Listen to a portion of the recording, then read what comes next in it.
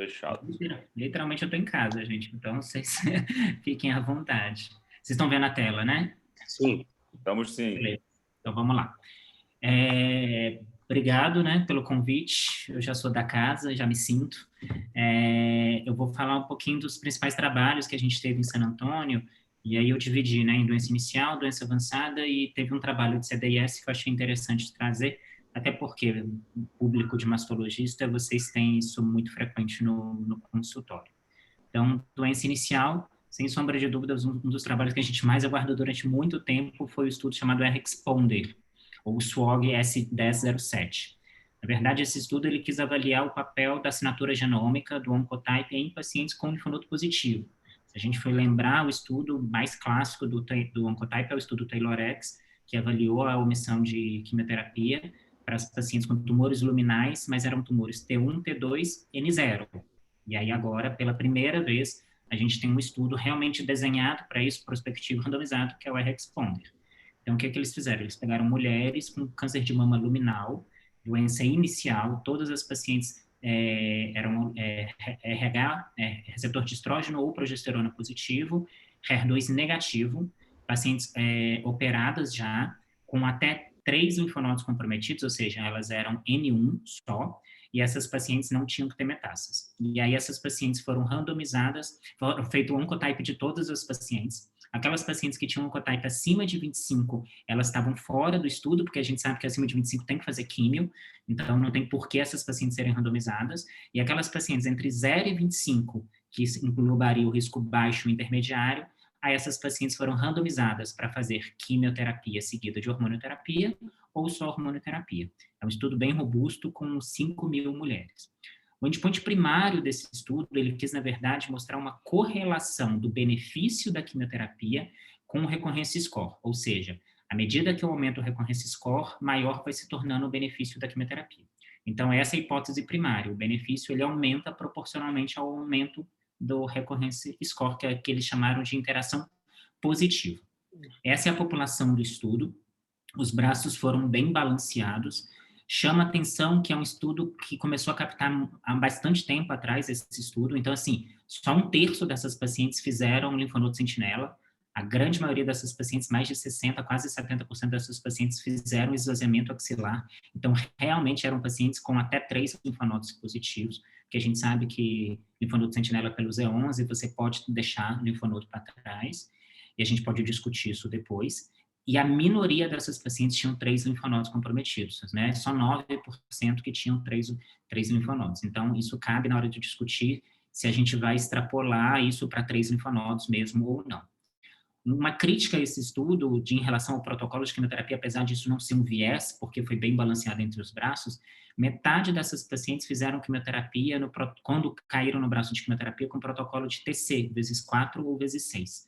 E a gente tem que lembrar que são pacientes com até 3 linfonodos comprometidos, que o clássico é ofertar antraciclina. A gente tem dados de escalonamento de tratamento, mas não era, ainda mais nessa época, não era terapia padrão. E outro dado também importante é que as pacientes jovens desse estudo, com linfonodo positivo, menos de 16% dessas pacientes fizeram supressão ovariana. No braço da hormonoterapia isolada foi 16%, no braço da quimio foi só 3%. Então, provavelmente os resultados poderiam até ser melhores, porque hoje a gente tem estratégias terapêuticas mais efetivas. Em relação ao endpoint primário do estudo, que era poder ver essa interação da quimioterapia com recorrência score, isso não foi comprovado. O que eles viram aqui na tabela é que a quimioterapia se correlacionou com o risco de recorrência, então quem fez quimio teve menos risco de recorrer. O recorrência score se correlacionou com o risco de recorrência, quanto maior o recorrência score, maior o risco dessa doença recair, mas a interação de quimio com recorrência score, isso não aconteceu. Ou seja, a paciente que foi para a quimioterapia e se beneficiou, ela se beneficiou independente do recorrência score. Então, já que esse endpoint primário ele não foi alcançado, eles foram avaliar independente agora, só a quimioterapia e só o recorrência score. E esse é o dado mais importante para a gente. E o que eles viram que sim, que a quimioterapia ela foi benéfica para as pacientes com linfonodo comprometido.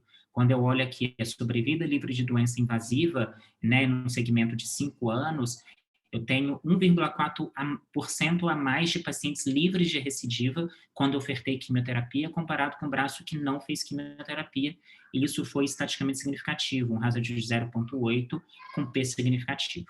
E aqui ele reforça aquele dado, a quimioterapia ela tem um efeito protetor e o recorrência score alto ele tem um efeito de recaída. Só que para a gente já está escaldado dos dados do TaylorX e do MammaPrint, a gente sabe que esses dados globais, eles são poluídos. Então, a gente sempre vai destrinchar os dados de assinatura genômica por idade, porque no Oncotype a gente viu que as pacientes abaixo de 50 anos, elas têm um comportamento diferente das pacientes acima de 50 anos, e no MammaPrint também isso foi visto.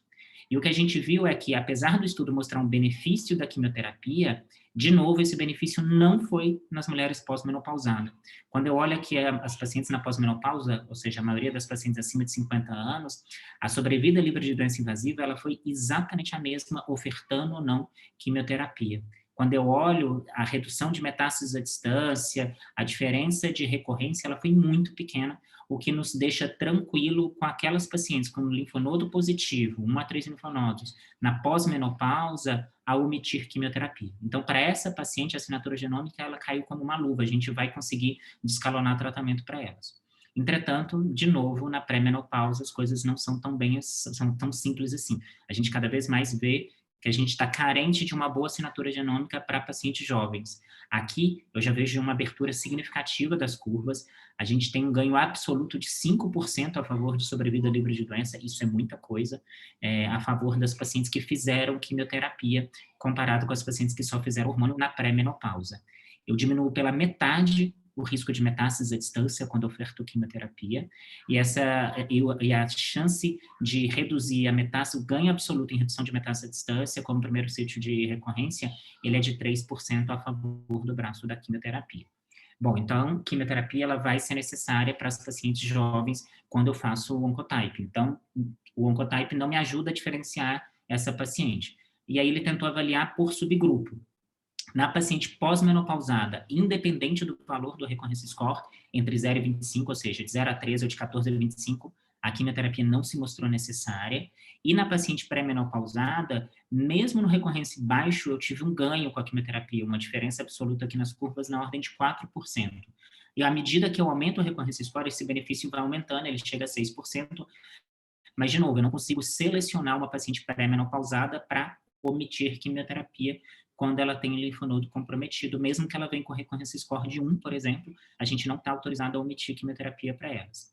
Em relação ao número de comprometimento de linfonodos comprometidos, na paciente na pós-menopausa isso não fez diferença, e na paciente pré-menopausada, independente do número de linfonodos comprometidos, o benefício da quimio se mostrou superior ao braço de hormônio terapia exclusiva.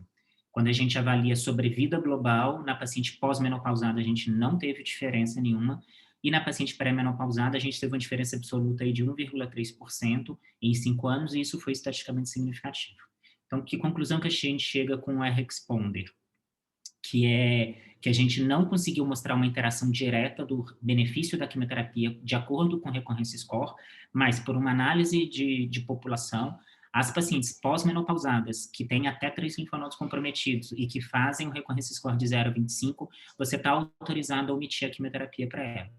Entretanto, o mesmo a gente não pode falar para pré-menopausa. Então, paciente pré-menopausada operou, não tem porquê, e veio com 1 a 3 linfonodos comprometidos, não tem porquê a gente pedir um Oncotype para essas pacientes, porque independente do resultado, se for abaixo de 25, ela vai fazer quimioterapia, e se for acima de 25, aí que não tem dúvida nenhuma que ela vai fazer quimioterapia. Então, como é que ficou hoje a nossa linha de raciocínio em relação à assinatura genômica do Oncotype? Então, se chegou uma paciente para a gente na pós-menopausa e ela seja linfonodo positivo e linfonodo negativo, eu só vou fazer quimioterapia com recorrência score acima de 25, ou seja, de 26 a 100. A paciente pós-menopausada, ser linfonodo positivo ou negativo, a gente vai interpretar da mesma maneira, porque os dados foram muito semelhantes ao TaylorX. Agora, abaixo de 25, a gente está autorizado a só ofertar hormonioterapia para essas pacientes. Na pré-menopausa, como eu mostrei para vocês, é um pouco mais complexo.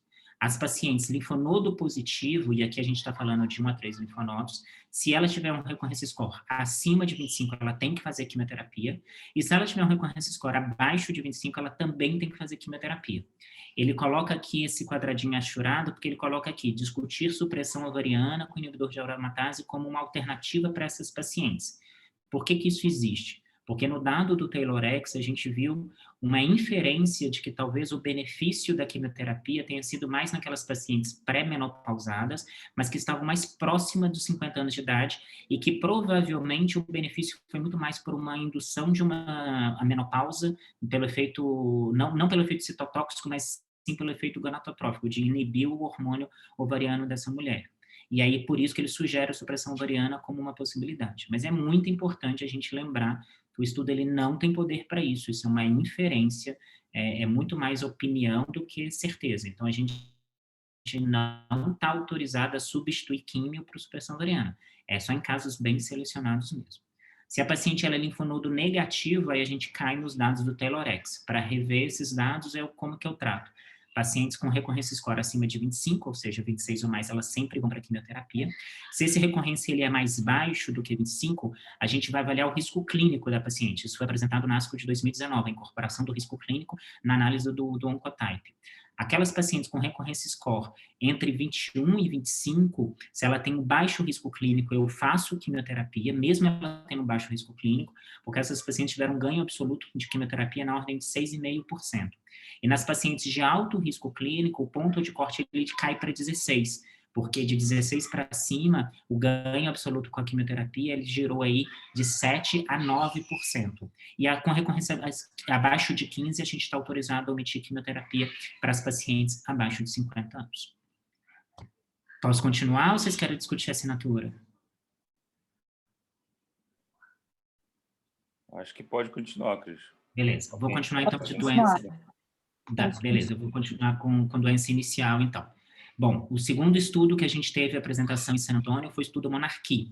Na verdade, esse estudo ele foi apresentado na ESMO do ano passado, em outubro, e aí já em dezembro a gente já teve uma atualização desse estudo. O Monarquie é um estudo que avaliou a incorporação do inibidor de ciclina, do abemaciclib, na adjuvância de pacientes de alto risco. O inibidor de ciclina, a gente só tem aprovação no tratamento da doença metastática, a gente não tem dado para tratamento de doença inicial, e esse foi um dos primeiros estudos que tentou puxar essa estratégia para a doença inicial. O que eles fizeram? Eles pegaram pacientes com câncer de mama luminal, todas as pacientes de alto risco. Então, essas pacientes tinham que ter linfonodo comprometido. E essas pacientes para o critério de inclusão no estudo, elas tinham que ter 4 ou mais linfonodos comprometidos, isso por si só já era critério, ou seja, N2 ou mais, ou aquelas pacientes com 1 a 3 linfonodos comprometidos, desde que tivessem mais fatores de pior prognóstico associado. Elas teriam que ter grau 3 e ou tumor acima de 5 centímetros, ou seja, uma doença de pior prognóstico mesmo. Tá? Então, eles não brincaram em serviço, eles selecionaram o subgrupo que eles entenderam que era o subgrupo que provavelmente ia mais se beneficiar dessa estratégia. Eles permitiram uma corte depois, incluindo pacientes com KM7 acima de 20%.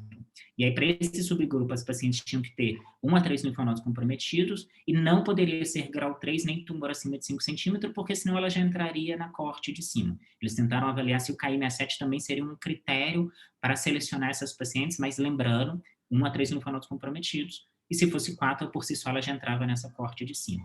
Essas pacientes todas, obviamente, tinham recebido quimioterapia neoadjuvante e ou adjuvante, porque eram doenças de alto risco, e essas pacientes, depois de ter feito o tratamento de químio e de rádio, se fosse indicado rádio, essas pacientes foram randomizadas para hormonioterapia padrão de 5 a 10 anos, e aí poderia ser tamoxifeno, inibidor de aromatase, versus a mesma hormonioterapia associada ao abemaciclib por 2 anos, que foi a droga testada no estudo. Essa atualização na ASCO a gente aumentou em quase 4 meses de follow-up. O primeiro estudo tinha dado mais ou menos 15 meses de segmento, agora está com 19. E aí já tiveram mais eventos para a gente avaliar o endpoint primário do estudo, que era a sobrevida livre de doença invasiva. Tá? Esse, então, é o endpoint primário, a sobrevida livre de doença invasiva. Aqui a gente vê as curvas no segmento de 2 anos, as curvas curvas começam a se abrir. Aqui ele dá um zoom para a gente poder entender o impacto, porque o número de eventos ainda foi pequeno, mas a gente já consegue ver um ganho estatisticamente significativo do uso do abemaciclib para essas pacientes. Na primeira análise, aqui no cantinho eu coloquei, a gente teve 136 eventos no braço do abemaciclib, 187, e agora 163 e 232. Então, a gente ampliou, o impacto do abemaciclib foi maior, tanto é que o hazard ratio aqui era 0,74, agora 0,71. Ou seja, quando eu uso o abemaciclib nessas pacientes, junto à hormonioterapia, eu diminuo em quase 29% o risco de recorrência dessas pacientes nesse segmento de 2 anos. Em relação à sobrevida livre de metástase, porque a sobrevida de doença invasiva incluía metástase e doença na mama. A gente continua mostrando um benefício, na análise prévia, com 15 meses, a gente já tinha visto essa diferença, uma redução de 28%, e agora com segmento de mais ou menos 20 meses, a gente veio uma redução de 31% no risco de recorrência com metástase à distância para os pacientes que utilizaram a favor do abemaciclib. Eles avaliaram aqui a sobrevida livre de doença invasiva de acordo com o KM-7, que é aquela análise que eu falei daquela segunda coorte, e teoricamente foi o subgrupo que mais se beneficiou dessa estratégia, apesar de ser um N menor, a gente viu aí um ganho, um hazard ratio de 0,69, uma redução aí de quase 31% de recorrência da doença para as pacientes que utilizaram abemaciclib por 2 anos adjuvante. A taxa de descontinuidade foi relativamente baixa, foi 17%. Isso é importante porque eu vou mostrar para vocês um dos estudos que foi apresentado na ESMO, que foi com palbociclib num desenho um pouquinho diferente, mas no cenário adjuvante, que é o PALAS, o estudo foi negativo. E uma das críticas do estudo foi uma alta taxa de descontinuidade, que foi de 42%. Então, a BEMA, a taxa foi baixa, foi de 16%. E um dado importante é que metade dos pacientes descontinuaram nos primeiros 5 meses, porque a gente sabe que a toxicidade do abema, que é principalmente a diarreia, ela costuma acontecer nos primeiros meses mesmo, depois o organismo acaba se adaptando. Por isso que a maioria dos pacientes descontinuaram por efeito colateral, mas na fase inicial do tratamento do abemaciclib adjuvante. Então, a conclusão do estudo é que nessa nova análise interina pré-planejada, a gente continua vendo um benefício do abemaciclib adjuvante para essas pacientes de tumores luminais de muito alto risco, operadas e que receberam hormonioterapia com abemaciclib, e a gente começa a ver também um benefício por isso, a análise por KI67. Bom, a gente não usa abemaciclib ainda na adjuvância porque a gente tem uma série de pontos a ponderar, e um dos pontos são os estudos negativos da utilização do inibidor de ciclina no mesmo cenário. O Monarch, ele é positivo, mas a gente tem 2 estudos negativos, que é o PALAS, que foi apresentado na ASCO, na ESMO, e agora o Penelope-B, que foi apresentado também em San Antônio. Então, é um estudo que tem a mesma prova de conceito, ele quer avaliar o papel do inibidor de ciclina na doença inicial, só que o desenho é um pouco diferente. Aqui é um estudo menos robusto, esse estudo ele tem 1.250 pacientes, o estudo do Monarch teve quase 4.000, se eu não me engano. Aqui eles pegaram pacientes com tumores luminais, só que aqui todas tinham feito quimioterapia neoadjuvante. Então, 100% das pacientes fizeram QT-neo. Aquelas pacientes foram operadas e que tiveram doença residual, aí elas foram randomizadas para receber a hormonioterapia padrão, associado ou não ao palbociclib. Qual doença residual? Qualquer doença residual? Não. Aquelas pacientes que tinham CPS-AG score maior ou igual a 3 ou maior ou igual a 2 com linfonodo positivo após a QT-neo. O que é esse CPS-AG? A gente está muito acostumado a discutir doença residual, principalmente no tumor triplo negativo e no HER2, usando o critério de RCB. Mas a gente sabe que o tumor luminal ele é um tumor que realmente, raramente, ele vai evoluir com resposta patológica completa. Então, eles avaliaram outro critério, que é esse score, que ele já existe há quase 10 anos, em que ele avalia não só a doença da resposta patológica, ele incorpora a análise do estadio clínico inicial, ele avalia o estadio clínico patológico, na verdade, né, o final, e ele ainda incorpora a positividade ou não de receptor de estrógeno e o grau nuclear. Isso vai dar pontos, e através desses pontos, essas pacientes foram classificadas no score. E esse score, ele se mostrou que ele se correlaciona com o prognóstico. Então, a gente vê aqui score 0, score 1, score 2, score 3, e a gente vê que, realmente, a sobrevida livre de doença, ela é pior à medida que a gente vai aumentando o score. Então, nesse estudo, eles pegaram aquelas pacientes desse subgrupo aqui, que eram as pacientes de, realmente, pior prognóstico, que eram aquelas pacientes que tinham CPS-AG maior ou igual a 3, e aquelas pacientes com maior ou igual a 2, mas que tinham necessariamente linfonodo positivo, porque a gente sabe que doença linfonodal pós-quetenel, doença linfonodal já confere um pior prognóstico. Pós-quetenel, mais ainda, porque mostra refratariedade ao tratamento sistêmico. Então, esse foi o critério de desenho do estudo. Tanto é que a gente avalia aí, a maioria das pacientes que entraram nesse estudo, mais de 50%, elas tinham doença linfonodal de alto volume após quetenel, N2 ou N3, e a gente tinha quase 60% das pacientes com CPS maior ou igual a 3, mostrando realmente um perfil de doença mais agressiva. Por que eu destaco isso? Porque o PALAS, a gente tinha pacientes de bom prognóstico no estudo, e também isso tinha sido uma crítica porque o PALAS tinha sido negativo. Porque o PALAS, para você ter uma ideia, entrou em estágio clínico 2. Mesmo paciente T2N0, elas entraram no estudo. E são pacientes com prognóstico relativamente bom, que as recidivas são muito mais tardias. Para você ter ideia, no estudo PALAS, 80% das pacientes fizeram químio, 20% não fizeram. Quando a gente pega o Monarquia e o Penélope B, quase 100% das pacientes fizeram quimioterapia, ou seja, são perfis de doenças diferentes. E quando a gente só tinha o PALAS e o Monarquia, a gente lucubrava que talvez isso tenha sido a diferença de um estudo positivo para outro negativo. E o Penélope B, ele vem tirar um pouco dessas dúvidas, porque agora eu estou estudando palbociclib numa paciente ruim, uma paciente de doença mais agressiva. Só que, diferentemente do estudo do Monarquia, esse estudo foi negativo. É o estudo que tem um segmento mais longo, a gente tem um segmento de 4 anos, e a gente não vê diferença praticamente nenhuma em relação à sobrevida livre de doença invasiva em 4 anos. Aí a gente vê aqui um hazard ratio de 0,93 com P significativo. Ou seja, o Monarquia foi positivo e o Penélope B foi negativo. É o que eu falei, o segmento mais longo. Só que eu queria chamar atenção num ponto. Quando eu mostrei os dados para você do Monarquia, ali agora com a atualização de 2 anos, a gente viu aí um delta a favor do abemaciclib de em torno de 3%. Se a gente fosse avaliar o estudo do Penélope B em 2 anos, realmente o palbociclib estava melhor do que o placebo, e com delta até mais significativo, de 4%. Só que à medida que eu segui o tempo de follow-up, essas curvas se uniram, e aí a gente viu um delta de 0,6% só, mostrando um estudo negativo. A gente chama essa curva de banana shape, porque ele abre e fecha, ou seja, ele abre durante o remédio e fecha depois que você tira o remédio. E isso talvez seja uma discussão de que talvez a medicação não faça tanta diferença. Talvez a gente esteja tratando uma micrometástase mais precoce, mas depois essa doença acaba recidivando.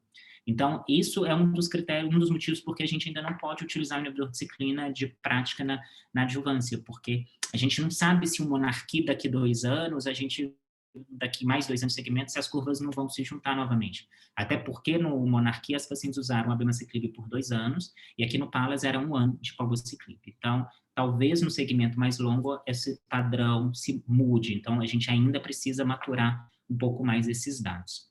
Em relação à sobrevida global, a gente não viu sobrevida de doença invasiva, menos ainda em relação à sobrevida global com a utilização do palbociclib. Uma outra discussão muito grande era a questão da descontinuidade. Eu falei para vocês, o PALAS teve uma altíssima taxa de descontinuidade, só que a gente não viu isso aqui no Penélope B. 85% das pacientes conseguiram completar, de 80% a 85%, completar todos os ciclos programados. A taxa de descontinuidade no grupo do palbociclib foi de 19%, muito semelhante ao do Monarquia, e a taxa de descontinuidade por evento adverso foi só de 5%. Então, a gente viu que realmente não é a questão de interrupção de droga, porque no PALAS a gente atribuiu, foi negativo porque quase metade dos pacientes pararam o remédio, então, por isso que foi negativo. Então, o estudo do Penélope B, ele mostra que 1 ano de palbociclib adjuvante nessas pacientes de alto risco pós-quetenel, a gente não trouxe impacto em relação à sobrevida livre de doença invasiva. Então, colocando os 3 estudos em paralelo, o que a gente primeiro tem que entender é que são estudos diferentes. Então, não dá literalmente para comparar estudo com estudo. Apesar de não ser permitido, a gente sempre faz isso, mas é mais para a gente entender as nuances. Então, aquilo que eu falei, o Monarquia, o PALAS e o Penélope B, os critérios de elegibilidade são diferentes. O Monarquia é o critério tradicional de doença de alto risco. O Penélope B, ele usa um critério diferente, acaba se traduzindo numa paciente de alto risco, mas não é necessariamente o mesmo N de pacientes. E o PALAS, é o que eu falei, eram as pacientes de melhor prognóstico. Aqui eu falei, 59% das pacientes eram N2 ou N1 só. Então, assim, aqui a gente tinha 100% das pacientes N2. Então, é uma doença de N2 ou N3, N1 ou N2. Então, ou N3, a gente tem muito mais doença de alto risco no Monarquia. Em relação à duração do inibidor de ciclina, também foi diferente. O Penélope é 1 ano, o Pallas e o Monarquia são 2 anos. Quando a gente olha o tempo de segmento, o Penélope B é o que tem o segmento mais longo, os outros estudos ainda são relativamente imaturos em relação a isso. Quando a gente olha a taxa de descontinuação, que seria um fator que defenderia o Pallas por ter sido negativo, o Penélope B, ele joga isso por terra, então realmente não é só por uma questão de descontinuidade, talvez exista uma diferença dos inibidores de ciclina no cenário adjuvante, e aquilo que é o mais importante, que eu acho que é o dado mais importante, o Monarquia ele é positivo em 2 anos, mas quando a gente olha o segmento mais longo dos outros estudos, principalmente do Penélope B, esse estudo não é positivo, então a gente vai precisar aguardar um segmento mais longo. Então, a gente ainda tem uma série de questões em aberto. Se o abemaciclib ele é melhor do que os outros, no cenário metastático eles são todos equivalentes, então a gente não sabe se na adjuvância isso vai mudar. Qual a duração ideal? Um estudo é de 2, outro estudo é de 1. Eu não mostrei para vocês porque ainda não foi publicado, a gente ainda não tem os dados no Natali, mas eles estão também fazendo o mesmo desenho para ribociclib, e no Natali eles estão fazendo 3 anos de inibidor de ciclina. A gente não sabe realmente qual o critério que vai definir o risco clínico para ofertar, vai ser 3 linfonodos, 4 linfonodos, porque os estudos misturam um pouco essa maneira de selecionar o paciente. A principal discussão é, será que a gente não está tratando é só metástase oculta, ou seja, se eu esperar esse paciente recidivar e ofertar lá na frente, será que o resultado não vai ser o mesmo? Se a gente pensar o cenário de adjuvância, eu tenho um pool de pacientes muito maior do que os pacientes metastáticos, e não é uma droga barata. Então, pensar no sequenciamento e se isso no final vai fazer diferença tem a ver com questão de saúde financeira, como é que isso vai ser sustentável. Qual o impacto nas recidivas tardias e qual o impacto na sobrevida global. Então, em relação a isso, a gente tem que aguardar um segmento mais longo desses estudos e, sem sombra de dúvida, a gente está carente de biomarcadores para entender quem precisa desses inibidores de ciclina, seja no cenário inicial, seja no cenário da doença metastática.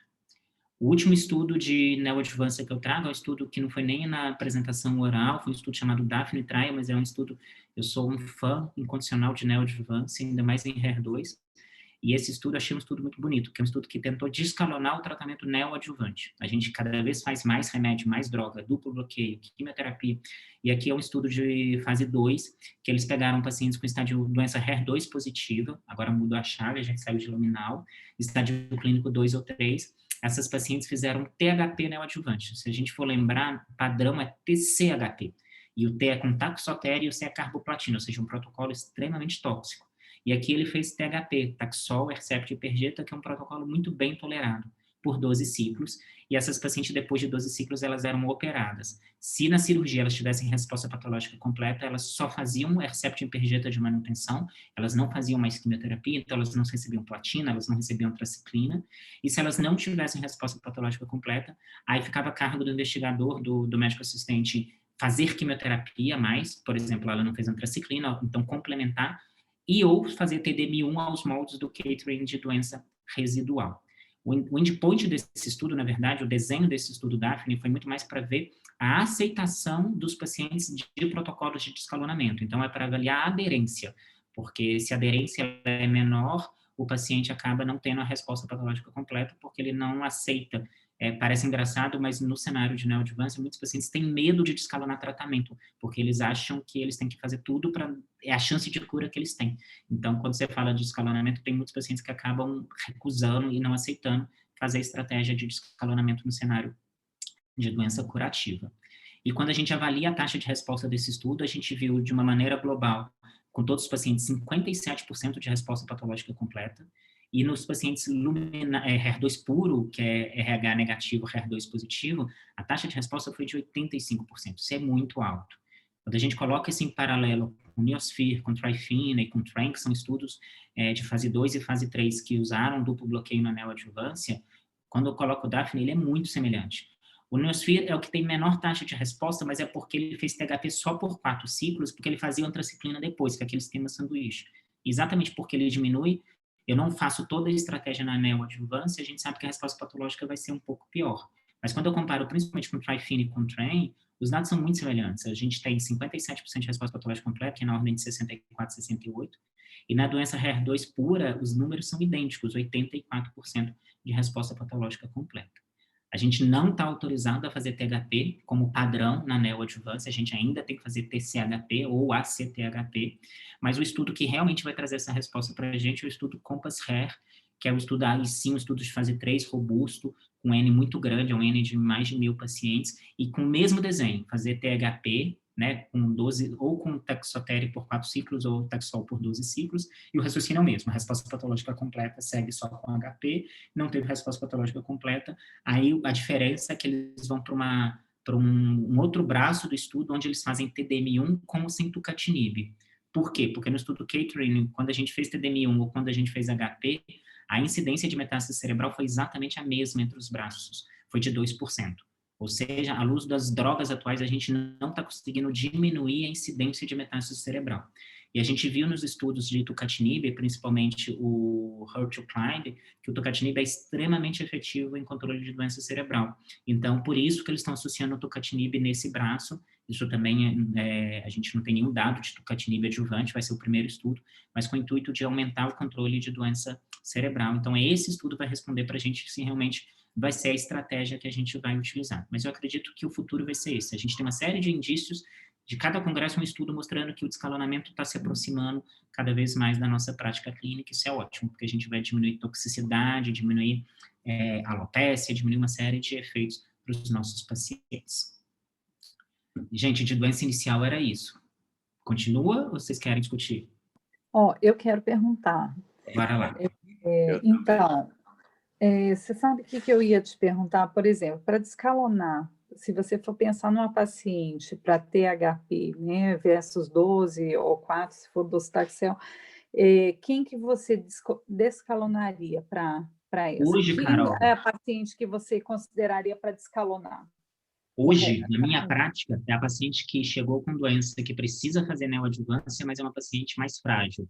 Então, eu faria THP mais no intuito de tentar poupá-la de um protocolo de... status? Oi? Performance status. Sim, sim. Se a paciente for muito, muito, muito frágil, TDM1. A gente tem dado de TDM1 neoadjuvante do estudo Christine, que chegou a 44% de resposta patológica completa. E TDM1 com pertuzumab. O estudo é negativo, porque foi comparado com TCHP, e TCHP deu 55%. Só que quando a gente olha o estudo do Christine, a gente teve um viés de seleção, porque a gente teve muito mais tumor heterogêneo no braço do TDM1 do que no estudo no braço do TCHP.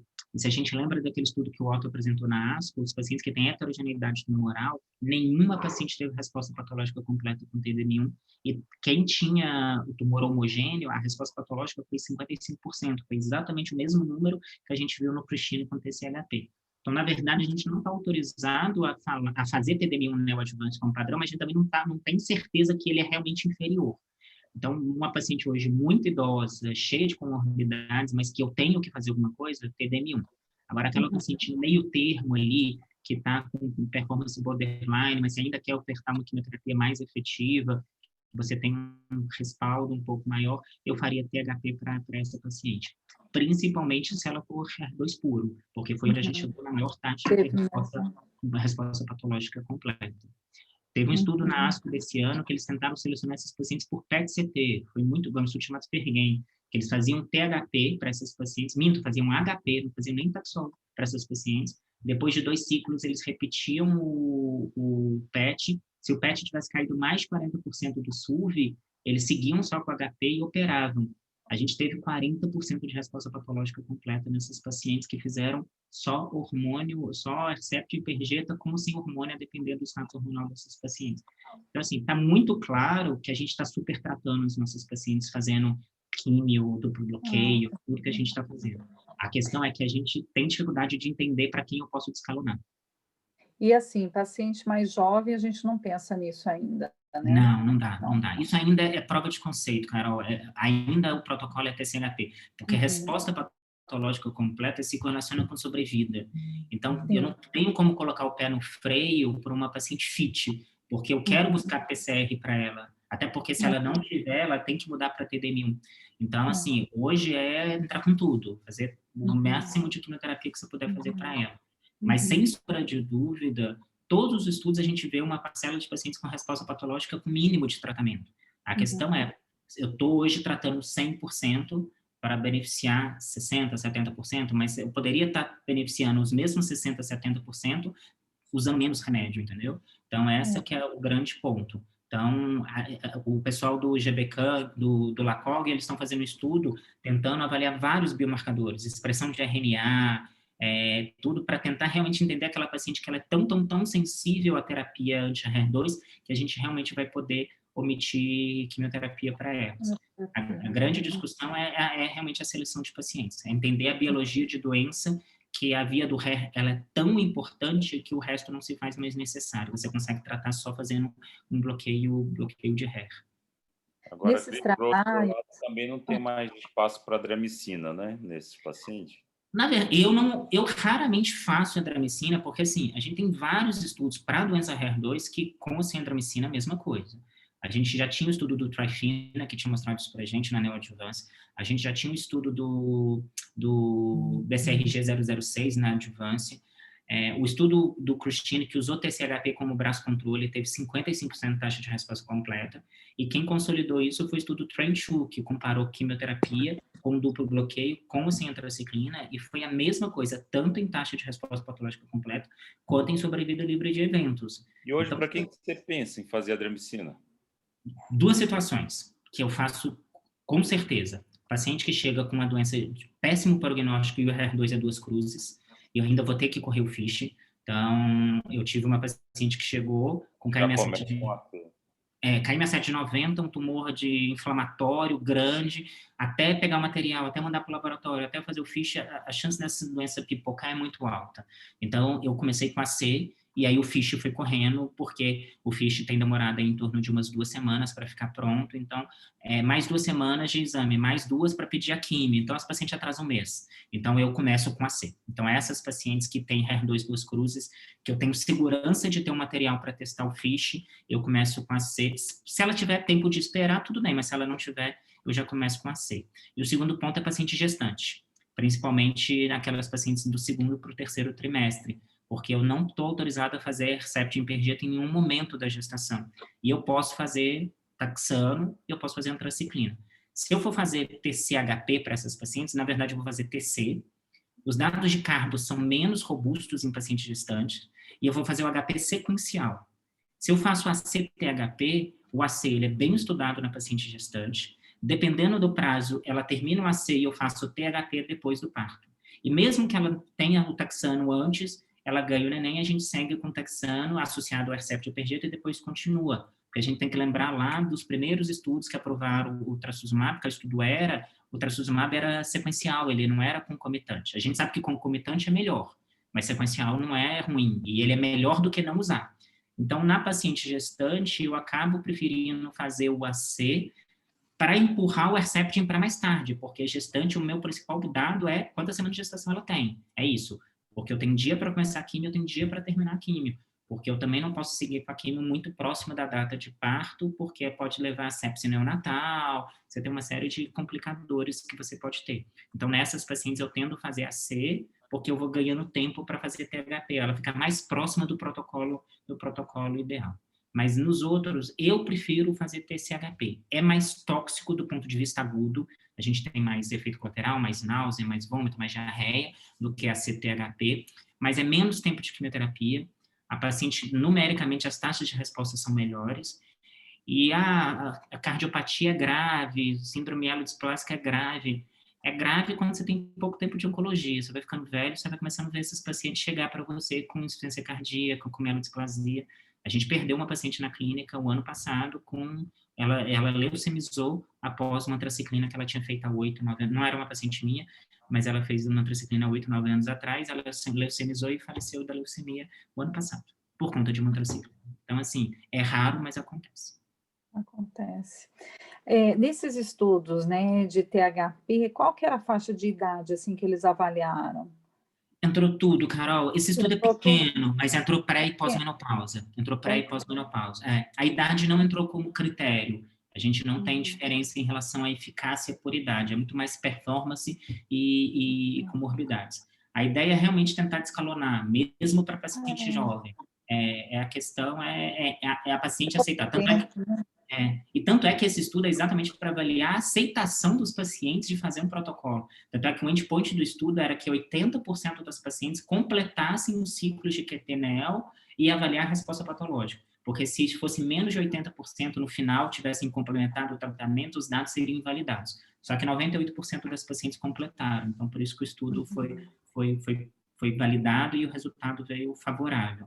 Mas a gente vai só mudar nossa prática mesmo quando vier os dados do Compass-Reg, aí que a gente vai ver. E depende para quem, né? Porque provavelmente vai vir positivo ou negativo para algum subgrupo. Então a gente vai começar a destrinchar para quem que a gente vai ter coragem de descalonar. Descalonar também. Deixa eu te perguntar uma coisa. O tucatinib que você estava comentando, você usa para triplo negativo também? Não, o tucatinib, ele é um TKI, ele é um primo do lapatinib. Ele é uma droga anti-HER2.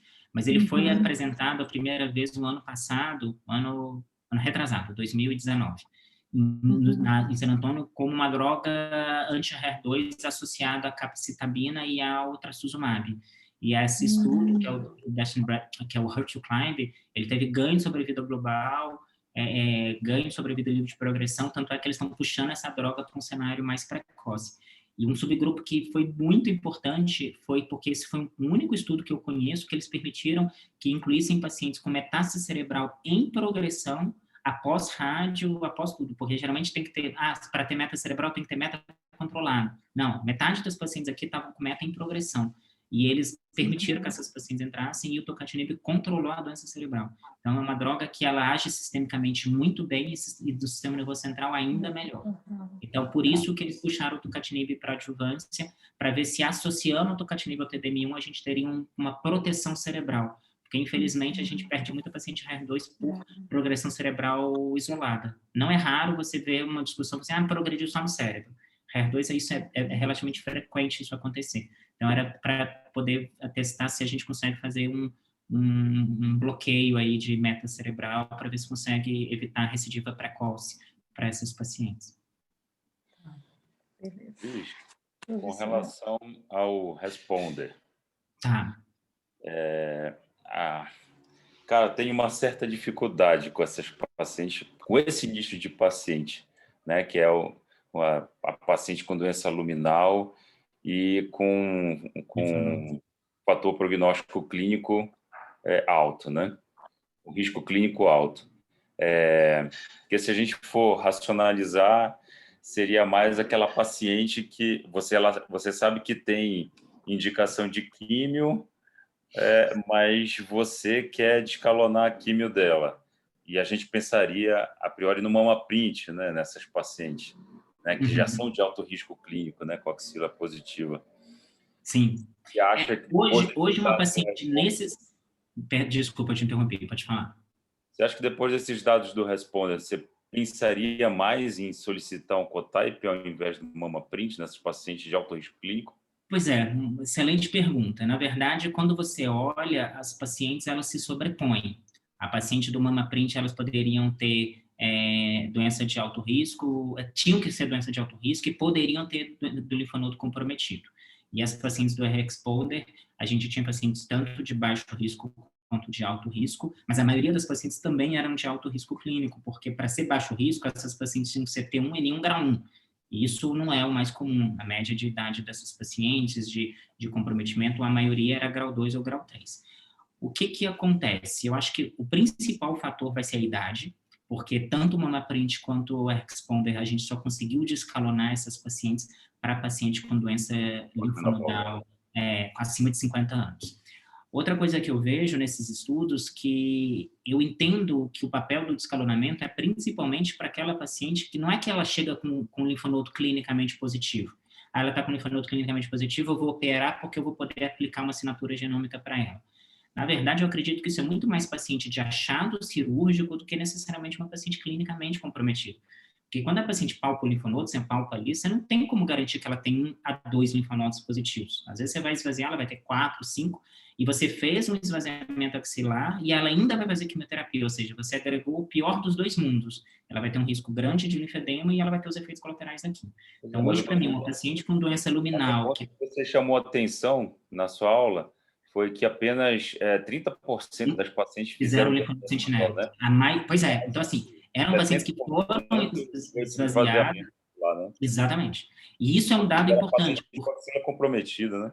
Exatamente. Então, assim, hoje, quando chega uma paciente para a gente, que a gente vai aplicar o Z11, a gente pode estipular, utilizar a assinatura genômica para essas pacientes, mas a gente tem que ter cautela. A gente já tem dado que se uma paciente faz linfonodo sentinela e vem 2 positivos, você está autorizada a não esvaziá-la, mas ela tem uma chance maior de ter mais linfonodos comprometidos se ela fosse esvaziada. Isso não mudou o prognóstico, a recidiva dessa paciente. Mas para você descalonar quimioterapia, descalonar tratamento, elas não estão bem representadas nesse estudo. Então, só para concluir, em relação à sua pergunta, a gente não tem essa resposta. Eu posso tanto pedir mama print quanto eu posso pedir oncotype para essa paciente. Se ela vier mama print high risk, ela vai fazer químio, e se ela vier oncotype acima de 25, ela vai fazer químio, ponto. Qual é o grau de sobreposição que eu tenho nisso? A gente não tem esse dado. E a gente não pode intercambiar assinatura genômica. Você escolheu uma assinatura genômica, você segue com ela. A grande questão é que hoje está claro que essas pacientes têm que ser acima de 50 anos e ou pós-menopausada. É o critério para você pedir. Não tem por que a gente pedir oncotype e mama print para paciente abaixo de 50 anos com linfonodo positivo. Porque se vier mama print... Ela vai fazer. Se ela vier low risk, ela vai fazer químio no mama print. E se ela vier recorrência score abaixo de 25, ela vai fazer químio. Então, acho que o principal dado é isso. A gente tem que saber para quem não pediu o exame. Porque eu não vou ter o que fazer com esse resultado. Agora, se ela é paciente acima de 50 anos, linfonodo positivo, e eu penso 1 a 2, eu não tenho coragem de omitir quimioterapia para paciente com 3 linfonodos positivos, porque a chance de ter N2 é muito grande, principalmente se essa paciente não foi esvaziada. E aí você vai avaliar o critério. Se ela for N1 e baixo risco clínico, aí você já sabe que tem que ser um oncotype. Você não tem opção de pedir mama print. Agora, se ela for alto risco clínico, que é a maior parte, você está autorizado a pedir qualquer uma das duas. A única questão é que o seu critério vai ser de acordo com o desenho daquele estudo. E agora, o outro ponto que a gente tem que discutir é isso. Eu fiz Z11, essa paciente foi operada front, operou o tumor, veio 2 linfonodos comprometidos. Eu posso extrapolar e pedir assinatura genômica para essas pacientes? A gente também não sabe. Tanto o Taylorex quanto o Responder, quanto o MamaPrint, a maioria dessas pacientes foram esvaziadas. Então, a gente realmente sabe que essa paciente tem só 2 linfonodos comprometidos.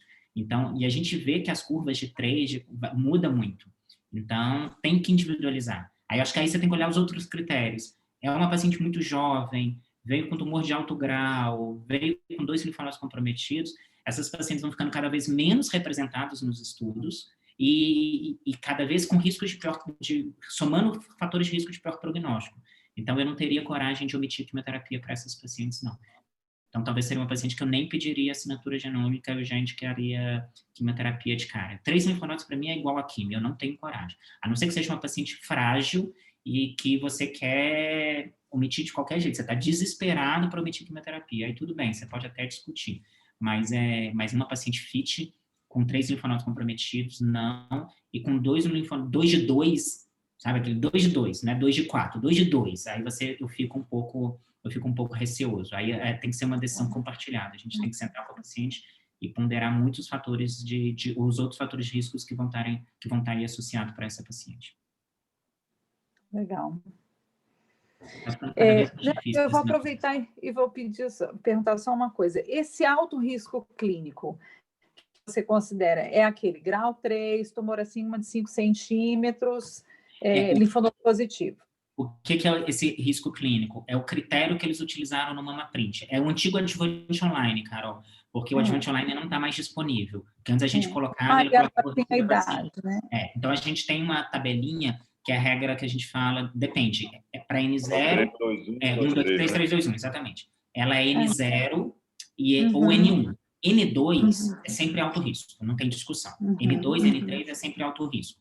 Se a paciente é N0, a gente regra 1, 2, 3, 3, 2, 1, ou seja, tumor de 1 centímetro, tumor grau 1, né? 1, 2, 3, 3, 1, tumor de 1 centímetro, grau 3, tumor de 2 centímetros, grau 2, e tumor de 1 centímetro, tumor de 3 centímetros, grau 1. 3 centímetros, grau 1. Se tem esses critérios para cima, é alto risco, tá? Então, 1 centímetro, grau 3, 2 centímetros, grau 2, 3 centímetros, grau 1. E se for linfonodo positivo, aí é mais fácil guardar o que é baixo risco. T1, N1, grau 1. Aí é a regra do 1. Se é T1, N1, grau 1, ela é baixo risco. Se ela é T2, N1, se ela é N1, grau 2 ou 3, não importa o T, ela sempre vai ser alto risco. É porque o que acontece? A maioria das pacientes do estudo do Taylor-X, que eram N0, eram pacientes de baixo risco. 75% das pacientes eram baixo risco clínico. E quando a gente olha os critérios de risco do Manaprint, metade dessas pacientes eram alto risco. Então, acaba que no N0 fica mais fácil você entender qual assinatura você vai indicar. Mas no N1, o R-Responder e o Manaprint é muito semelhante à população do estudo. E aí você vai ter que escolher uma e seguir na que você quiser. Exatamente. Beleza. Tá bom. Beleza? Se quiser continuar. Vamos continuar?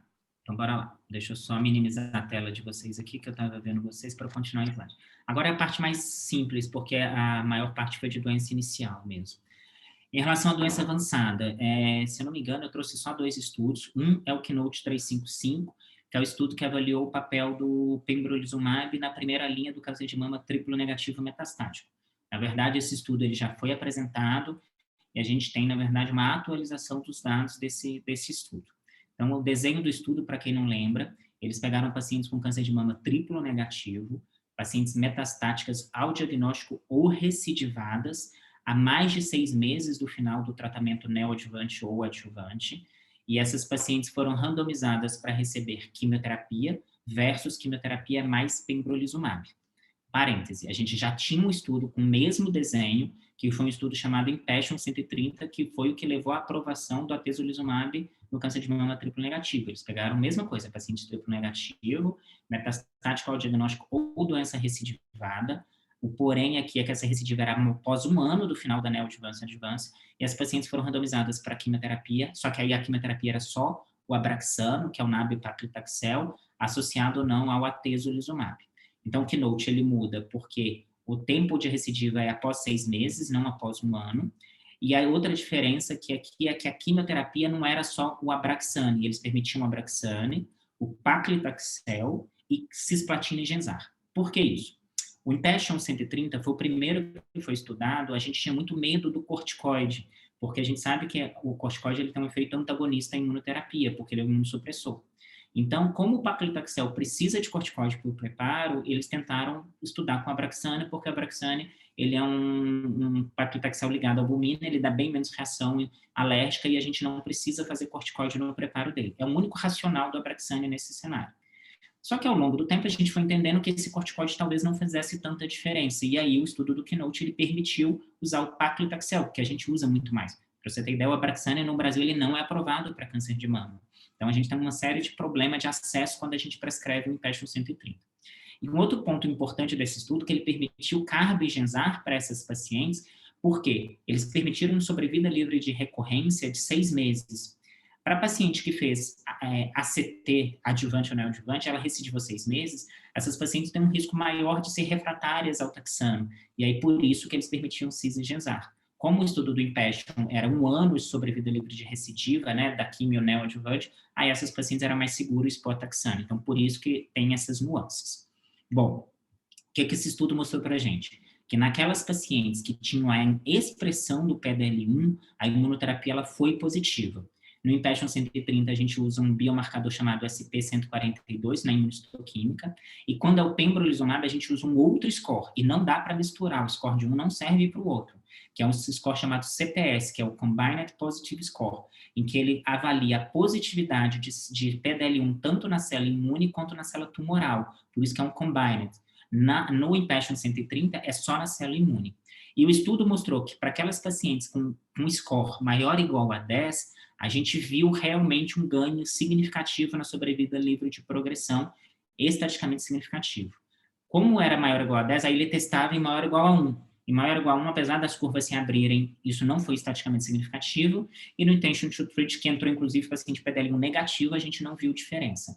Então, resumindo, o estudo Keynote, ele foi positivo para pacientes que utilizaram pembrolizumab associado à quimioterapia, para as pacientes com expressão de PDL1 por CPS maior ou igual a 10. Bom, essa é a mensagem que a gente já sabia desde a ASCO do ano passado, a ASCO de 2020.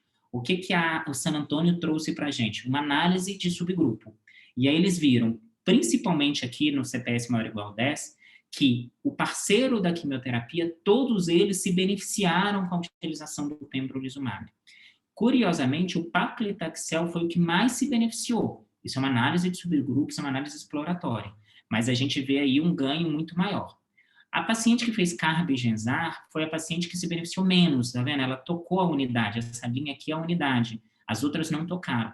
Mas isso não é porque Carb e Genzar é menos efetivo, é porque provavelmente é uma doença de pior prognóstico. Eu acabei de falar para vocês que as pacientes que recorreram com menos de um ano, a maioria dessas pacientes acabaram indo para Carb e Genzar, porque as pessoas não se sentiram seguras de fazer taxano. E aquela paciente que recai mais precocemente, ela é uma doença mais agressiva. Então, provavelmente, isso é mais uma contaminação da amostra do que realmente uma droga que funcione menos. Quando a gente olha mesmo na população CPS maior igual a 1 ou na população por intenção de tratamento, sempre o paclitaxel foi o que se manifestou melhor. Por que esses dados se abriram? Porque na ESMO desse ano, a gente teve o estudo do Impassion 131. O Impassion 130 é o que eu falei para vocês desde o começo. Atezolizumab com Abraxane, que foi positivo para os pacientes com expressão de PDL1. E aí, o que eles fizeram? Não, se funcionou com Abraxane, e a gente já sabe que o corticoide não afeta tanto, vamos estudar com Taxol, porque é muito mais fácil para escrever Taxol. E o Impassion 131 foi exatamente o mesmo desenho, só que eles fizeram atezo com paclitaxel ou Taxol. Só que o Impassion 131 ele foi completamente negativo. Completamente. Então, a gente viu que o parceiro da quimioterapia importa. Não adianta eu combinar a imunoterapia com qualquer droga. E aí criou uma interrogação.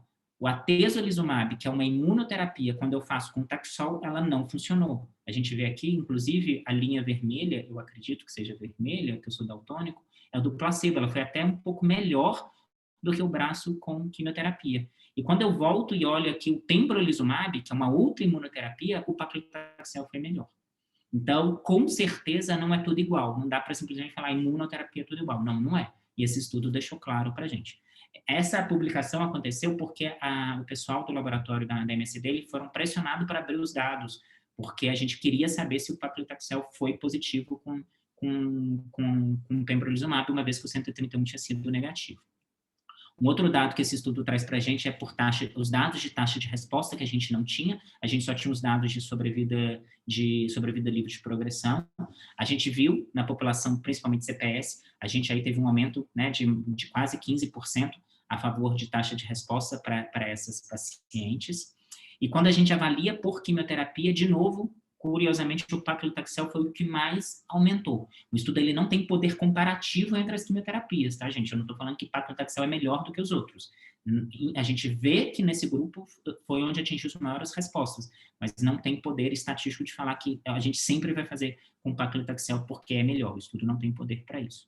E outro dado que foi apresentado, não só que a taxa de resposta ela foi melhor, mas com imunoterapia, mas também foi mais durável. Quando eu olho aqui nas pacientes com CPS maior ou igual a 10, os pacientes tinham controle de doença em torno de 7 meses, quando fez só químio, e quando associa imunoterapia, a gente mais do que dobra, vai para 19 meses de controle de doença com a utilização de quimioterapia e imunoterapia. Isso é muito bom, a gente tem uma resposta muito mais duradoura.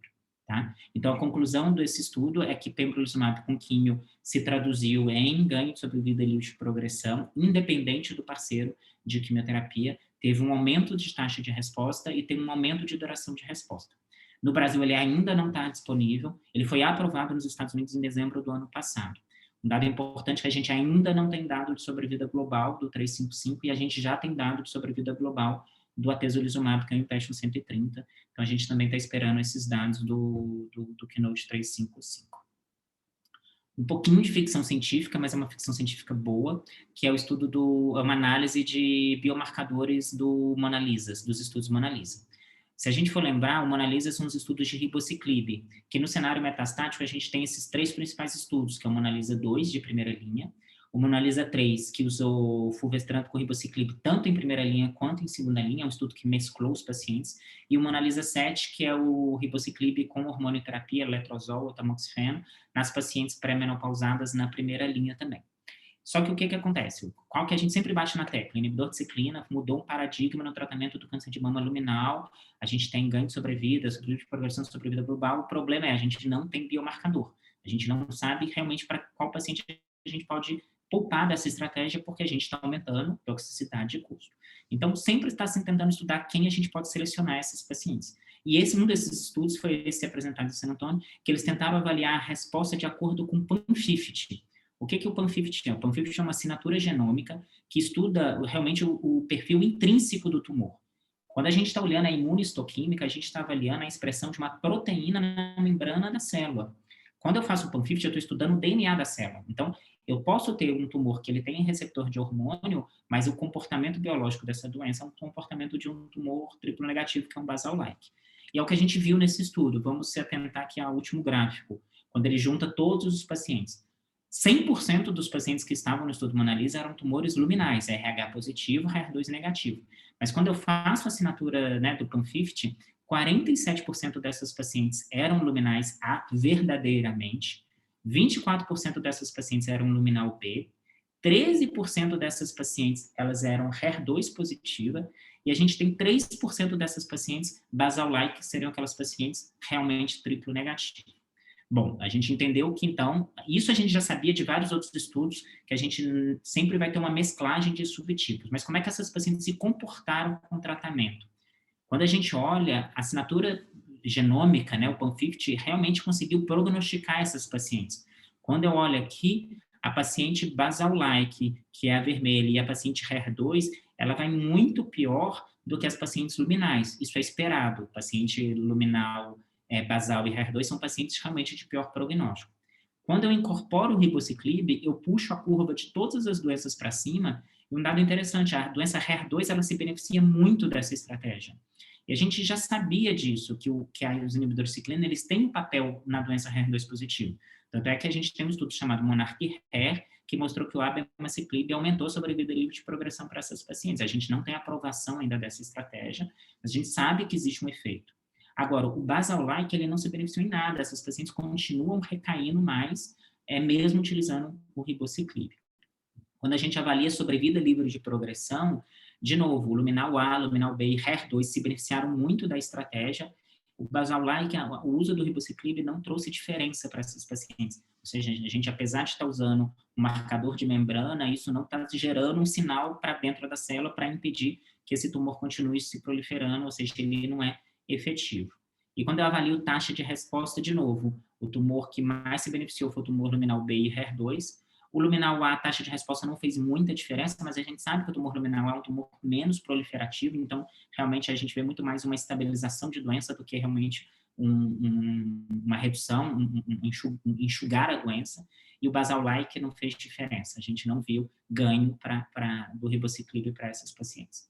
Então, a conclusão dos estudos é que o subtipo intrínseco ele tem um valor prognóstico para a gente e que, por essa análise, o basal-like não se beneficia. A gente ainda está caminhando nesse cenário, a gente não está autorizado a utilizar PAN50 para selecionar estratégias de tratamento para os pacientes, mas fica muito claro que esse é o futuro da medicina, que no futuro a gente vai avaliar biologia molecular, avaliar proteína, tem muito mais erro do que a gente avaliar realmente o genoma da doença. Então, é só para mostrar que a gente está caminhando para isso. Doença metastática, eu só trouxe esses dois, gente, porque os outros eram dados muito viagem, assim. Quer discutir ou quer que eu finalize? O CDIS é um só. Vocês que mandam. Acho que pode continuar. Pode continuar? Beleza. O CDIS eu só trouxe a atualização do IBIS-2. O IBIS-2 é um grande estudo que avalia o papel da quimioprofilaxia no câncer de mama. E aí ele tem o IBIS-2 total, o IBIS-2 CDIS, em que ele tenta avaliar tanto uma quimioprevenção como uma hormonioprofilaxia. Então, esses são os dados do follow-up do IBIS-2 de CDIS. Então, o que eles fizeram? Pacientes que já tiveram CDIS com receptor hormonal positivo, ou seja, a gente quer fazer uma profilaxia secundária dessas pacientes, ou pacientes com hiperplasia atípica ou carcinoma lobular in situ. Essas pacientes foram recrutadas para fazer anastrozol versus tamoxifeno, né, como estratégia de tratamento por 5 anos. A gente já tinha a publicação de 5 anos de segmento desse estudo e agora a gente vai ter a publicação com 11 anos de segmento. Quando a gente olha, os braços eram bem balanceados, quase que 70% dessas pacientes fizeram radioterapia. A gente tem que lembrar que a maioria dessas pacientes tinham CDIS já prévio. A mediana de tumor era em torno de 1,7 centímetros e a maioria das pacientes era um grau intermediário ou alto grau do CDIS. O que a gente já tinha desse estudo? que fazer tamoxifeno ou fazer inibidor de aromatase, aqui o anastrozol, não fez muita diferença no segmento de 5 anos em relação à recidiva de câncer de mama. E aí eu estou falando tanto o novo CDIS quanto o câncer de mama invasivo. E agora, a publicação que foi de agora, de 11 anos de segmento, a gente vê aí que 8,5% das pacientes que utilizaram anastrozol recidivaram e 9,7% das pacientes que usaram tamoxifeno recidivaram em 11 anos, mas isso não foi estatisticamente significativo, um P de 0,4, ou seja, fazer quimioprofilaxia com CDIS, seja com anastrozol, seja com tamoxifeno, vai trazer o mesmo benefício. Tanto em doença invasiva, a gente vê aí que não foi significativo, quanto em CDIS, que também não foi significativo, tá? E aqui ele avalia por expressão de receptor de estrógeno, mas todos os subgrupos foram todos iguais, ou seja, o efeito benéfico é igual em relação às duas drogas. O que muda? Toxicidade. O que a gente viu com o tamoxifeno? Uma incidência maior de câncer de endométrio e uma incidência maior de câncer de ovário. Foram 12 casos para quem fez tamoxifeno versus 2 no anastrozol de câncer de endométrio e 8 versus 1 caso de câncer de ovário para quem fez tamoxifeno versus anastrozol. E o que o anastrozol foi pior? Surpreendentemente, ele teve mais eventos tromboembólicos. A gente teve mais AVC e mais isquemia transitória, que é engraçado, a gente associava isso muito mais ao tamoxifeno. O evento tromboembólico, perdão, evento cerebral, evento vascular, o evento tromboembólico foi semelhante, que a gente também imaginava que o tamoxifeno fosse melhor. Então, a conclusão desse estudo é que, globalmente, a gente não vê diferença utilizando tamoxifeno inibidor de aromatase. O que vai fazer a diferença aí é realmente o perfil de toxicidade. A gente sabe que o tamoxifeno aumenta mais os tumores, o anastrozol ele aumenta mais fraturas e eventos vasculares cerebrais, mas na prática o anastrozol geralmente é muito mais tóxico, a gente tem muito mais artralgia, mialgia do que o tamoxifeno. Só que, como sempre em oncologia, nada é muito simples. O estudo IBIS-2 não mostrou diferença, mas a gente tem que lembrar do NSPP-B35, ele mesmo fala que os efeitos tardios do NSPP-B35 não foram observados no IBIS-2. Esse estudo ele foi apresentado também com segmento de 10 anos, e ao contrário do IBIS-2, aqui, comparando o tamoxifeno com o anastrozol ele foi um pouco melhor. Eu tive uma redução no risco de recidiva de câncer de mama na ordem de 27% a favor do anastrozol. Isso foi correlacionado com a idade. As pacientes abaixo de 60 anos, o anastrozol ele foi melhor do que o tamoxifeno, tanto na sobrevida livre de evento de câncer de mama, quanto sobrevida livre de doença. Acima de 60 anos, foi equivalente ao anastrozol versus tamoxifeno. Então, até a atualização do IBIS-2, o que a gente fazia assim, tem CDIS, vai fazer quimioprofilaxia abaixo de 60 anos, anastrozol, depois de 60 anos, tanto faz um dos dois. Agora, o IBIS-2 te dá dado para fazer tamoxifeno para todo mundo, a não ser considerando o perfil de efeito colateral. É isso, gente. Deixa eu finalizar aqui o compartilhamento de tela. E, Cris, no IBIS-2, qual foi a dose do tamoxifeno? Padrão, foi 20 miligramas. Foi padrão. O único estudo que a gente tem, o descalonamento de dose, é o TEN-1, que fez 10 miligramas, 5 miligramas, perdão, durante 3 anos. Só que o TEN-1 ele é comparado com placebo. Ele não foi comparado nem com o inibidor de aromatase e nem com a dose padrão. Exatamente. Então, nesse cenário, a gente acaba extrapolando. É porque quando você olha os dados do TEN-1, a sobrevida livre de recorrência, né, de câncer é de 50 e poucos %, é exatamente o que a gente vê nos outros hazard ratios de todos os outros estudos. Então, por extrapolação, a gente entende que é a mesma coisa. É mais uma dogma da oncologia que tem gente que defende, tem gente que não defende. Tem gente que já faz TEN-1 de cara para todo mundo. Tem gente que começa com a dose padrão, se o paciente não tolera, descalona para a dose do TEN-1. Mas você tem a opção de utilizar inibidor de aromatase. Eu acho que o dados do IBIS-2 foi muito no sentido de falar assim, fique tranquilo, qualquer coisa que você usar vai funcionar. A gente não tem que ter aquele purismo de fazer necessariamente o inibidor de aromatase, porque é mais tóxico, a gente vê isso na prática. A não ser que a paciente já tenha um fator de risco muito grande para evento tromboembólico, a paciente tenha um medo, um histórico muito grande de câncer ginecológico, que a gente vai poupar um pouco mais de tamoxifeno. Mas isso é raro no consultório. Se a gente prescreve tamoxifeno há tantos anos, a gente vê pouquíssimos casos. Porque a aderência da paciente à hormonioterapia é difícil, né? Sim. Primeiro que já é um tempo prolongado.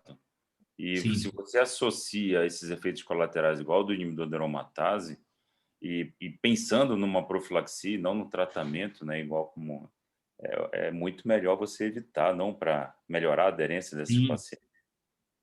Sem sombra de dúvida. E é engraçado que, assim, como é que estudo não reflete vida real? A gente teve em San Antônio do ano passado os dados acho que foi do IBS-1, que comparou anastrozol versus placebo, e eles mostraram que a aderência ao anastrozol e o perfil de efeito colateral não foi pior do que o placebo. Eu falei, gente, como não? As pacientes têm vontade de te matar no consultório, assim, sabe? E não tem nenhuma estratégia realmente efetiva. Você fica sempre... Já está fazendo atividade física, acupuntura, a paciente já quer te matar, ela já não aguenta mais se repetir o mesmo discurso. Não, doutor, pelo amor de Deus. E a aderência faz toda a diferença. E toda a diferença. E se a gente for lembrar, CDIS, nada disso altera a sobrevida global. Então, a gente está falando de recorrência. Então, assim, a gente tem que pôr o pé no freio mesmo. Não justifica agregar muita toxicidade, não.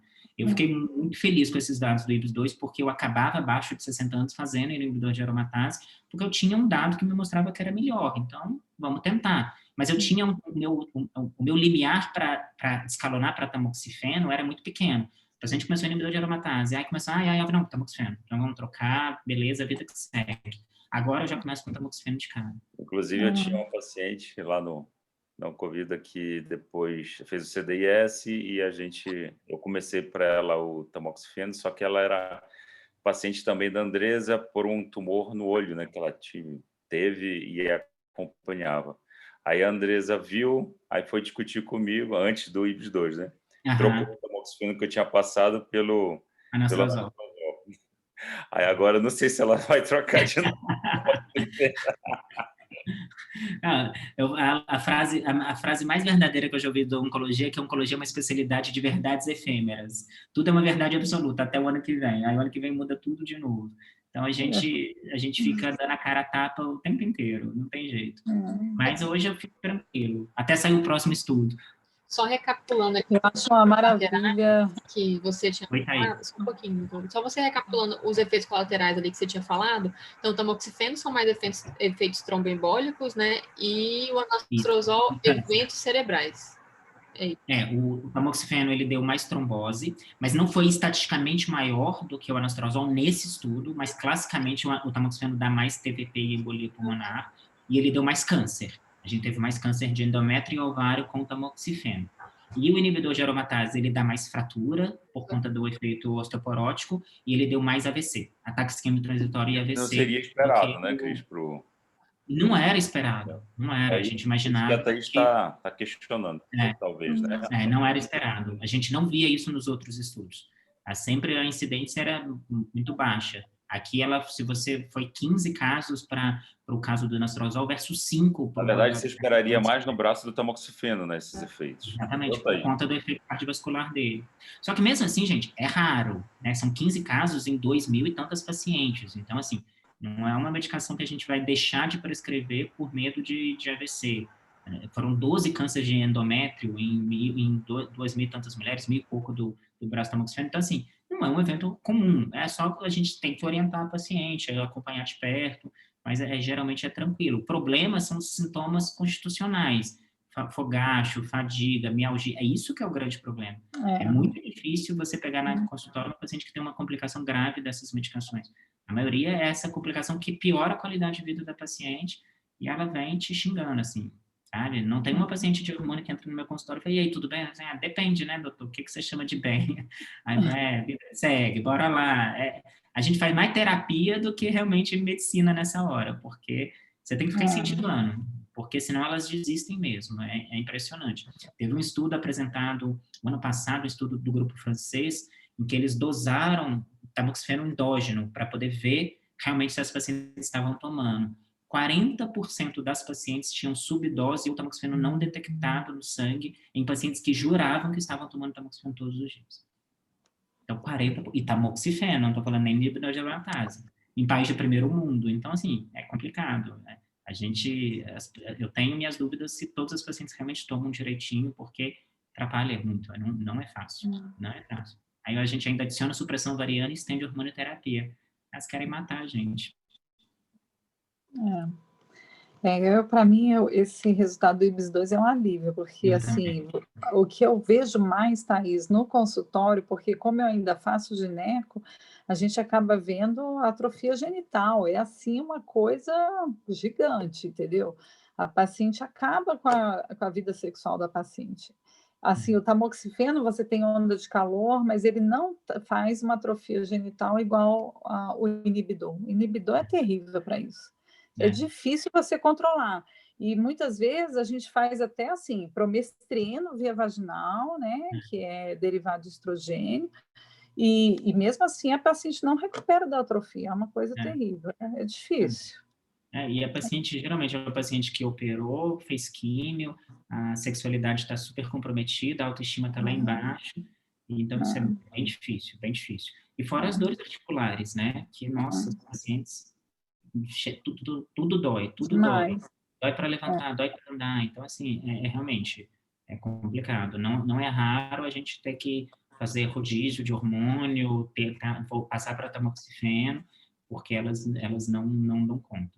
Mas aí também tem um outro lado, é impressionante como as pacientes ativas que praticam atividade física, que já toleram super bem, assim, elas têm uma tolerabilidade muito melhor. Não que elas não tenham efeito colateral, mas, assim, não tem o peso.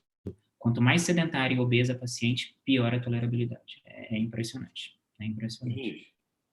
Qual a sua perspectiva em relação aos inibidores de ciclina no cenário adjuvante? Você acha eu acho que vai entrar. Eu acho que não tem como, assim. Ou eles vão ter um benefício a longo prazo? Eu acho que vai acabar entrando. Eu vou ser muito honesto. Eu acho que vai ser difícil segurar essa estratégia por muito tempo, mesmo porque a gente tem que pensar o seguinte: o Monarquie era uma paciente de doença luminal. As pacientes, o segmento do estudo, a primeira publicação foi de 15 meses. Em 15 meses, a gente já viu uma diferença estatística em sobrevida livre de recorrência. Quando que você pensa que um tumor luminal, em menos de 1 ano e meio, já teria recidivado? A gente não faz quimioterapia neoadjuvante ou adjuvante no tumor luminal e espera que daqui a 1 ano ela esteja recidivada. Isso é triplo negativo. Então, assim, realmente eles pegaram uma doença muito, muito, muito ruim.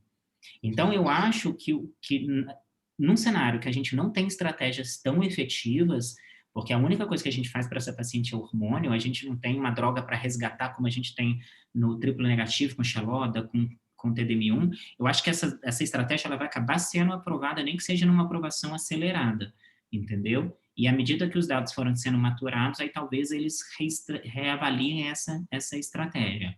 Mas eu juro que eu tenho um pé atrás. Eu acho que o dado do Penélope B, quando as curvas se juntaram com 4 anos, aquilo para mim foi um banho de água fria. Porque se ele viesse negativo, igual foi o Palas, eu ia falar, não, provavelmente a molécula é diferente. Porque medicina, 2 e 2 não são 4 sempre. Tem droga que funciona no metastático e que você puxa para o adjuvante não funciona. Eu não trato colo, mas tem um quimioterápico, não é nem droga-alvo, quimioterápico, é o irinotecano, que ele tem ganho de sobrevida no colo metastático e na adjuvância ele não faz diferença nenhuma. E a mesma doença, ou seja, o microambiente tumoral, tudo isso influencia na resposta ao tratamento. Então, talvez a droga, ainda mais o abemaciclib, que dos 3 inibidores de ciclina é o mais diferente, porque ele inibe mais CDK4, ele é uma droga que usa contínuo, ele não tem as pausas. Então, tem uma discussão filosófica de que talvez biologicamente, por ser um bloqueio contínuo, ele seja melhor. Eu questiono isso porque a gente teria que ter visto isso na doença metastática. E quando a gente olha na doença metastática, o hazard ratio são idênticos. Então, assim, tudo bem, talvez isso no cenário adjuvante isso tenha um sentido da manutenção.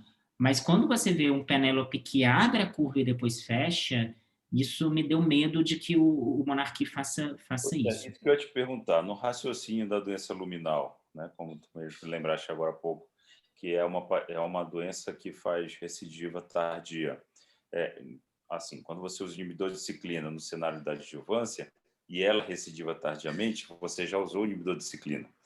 Hoje, se a tua paciente luminal ela faz uma recidiva tardia, você tem um inibidor de ciclina para fazer na doença metastática com aquele ganho de sobrevida de 50% maravilhoso. Exatamente.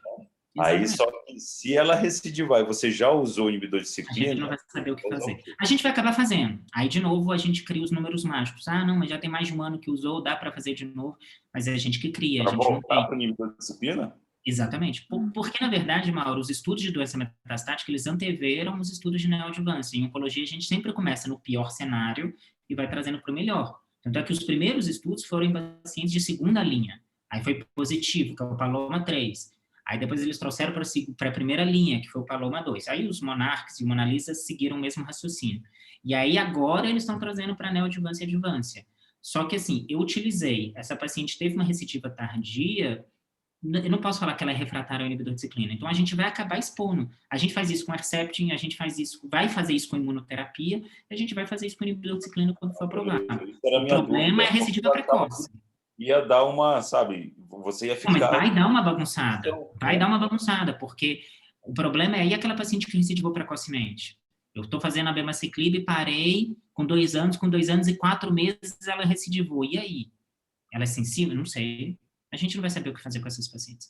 Aí isso vai ter que ser estudado de novo, entendeu? O problema é que cada vez que a gente tem uma pergunta respondida, cria-se mais 15, que a gente não sabe a resposta.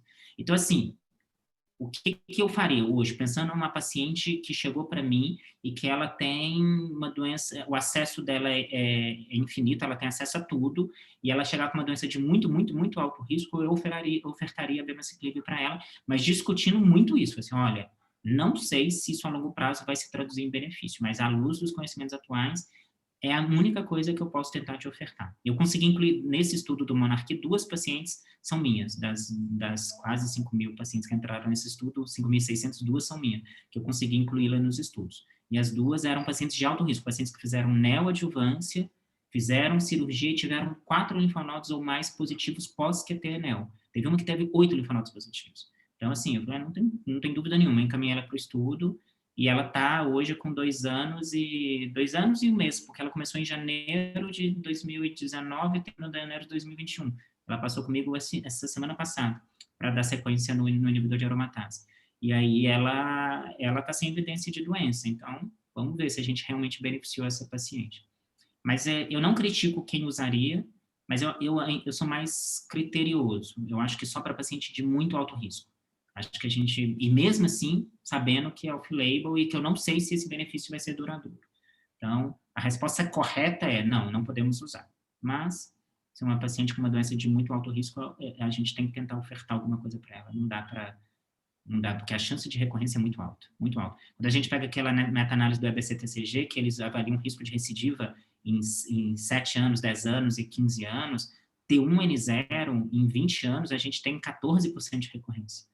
T1N0, gente. Então, assim, T1A, né? Então, assim, você tem é uma doença que o risco de recorrência ele é progressivo, né? Aquela história de, se não recaiu em 5 anos, isso não se aplica nunca ao tumor luminal. Então, e quando isso vai para linfonodo positivo, a chance de recidiva é de 50%, 60%, é muito alta. Então, após o melhor tratamento possível, após químio, após rádio, após hormônio, então, eu acho que isso vai acabar entrando para esse subgrupo de paciente mesmo de muito alto risco. Beleza.